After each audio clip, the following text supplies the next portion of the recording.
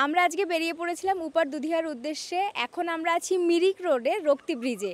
তোমাদেরকে দেখাই এখানে লোকেশনটা কত বেশি সুন্দর, যে দেখবে তারই মন ভরে যাবে, মুখে একটা সুন্দর হাসি ফুটবে। চলো ফার্স্টে এদিকে দেখো কত সুন্দর পাহাড় দেখা যাচ্ছে। এই রকম দৃশ্য কিন্তু মানুষ অনেক দূর দূর থেকে দেখতে আসে, আমরাও অনেক দূর থেকে দেখতে এসেছি। তবে সবার থেকে আমাদের ডিস্টেন্সটা একটুখানি কাছে, তার কারণ আমরা কিন্তু নর্থ বেঙ্গলেই থাকি। আর এই যে নদীটা দেখতে পাচ্ছ, বর্ষার জন্য এখানে কিছুটা জল এখন হয়েছে, সব সময় হয়তো বা জল থাকে না আমার ধারণা। আমি আজকে প্রথমবারই এখানে এসেছি আর আমার বেশ ভালো লাগছে। আমার ডান পাশে যে পাহাড়, এই পাহাড়ের ওপরেই কিন্তু পুরো দার্জিলিং শহরটা অবস্থিত। আর এখান থেকে কিন্তু অনেক ছোট ছোট ঘর দেখা যাচ্ছে, তোমাদেরকেও আমি দেখাচ্ছি। দেখো কতটা অসম্ভব সুন্দর লাগছে দেখতে।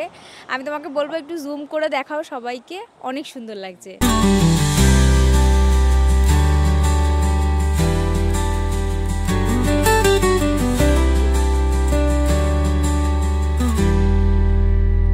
আমি যখন প্রকৃতি দেখি আমার শুধু একটা কথাই মনে হয়, প্রকৃতি এত অসম্ভব সুন্দর, আর এই সৌন্দর্য সে নিজে নিজেই তৈরি করেছে।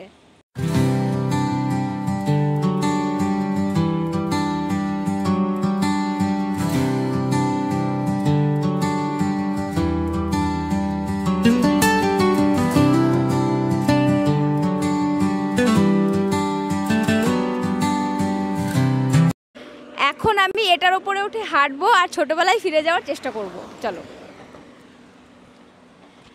ভগবান না করুক আমি পড়ে যাই।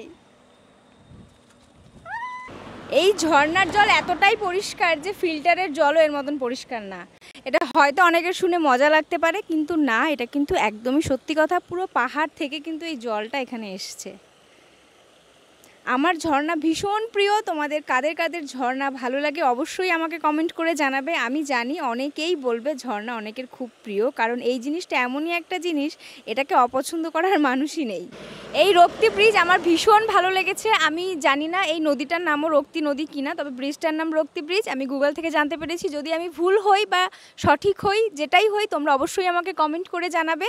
আর এই ভিডিওটা কেমন লাগলো সেটা অবশ্যই কমেন্ট করে জানাবে। নেক্সট আমরা চলে যাচ্ছি আমাদের মেন ডেস্টিনেশনের দিকে। মাঝখানে যদি আরও কিছু দেখতে পাই তাহলে অবশ্যই তোমাদের সাথে শেয়ার করবো। সবাই খুব ভালো থেকো।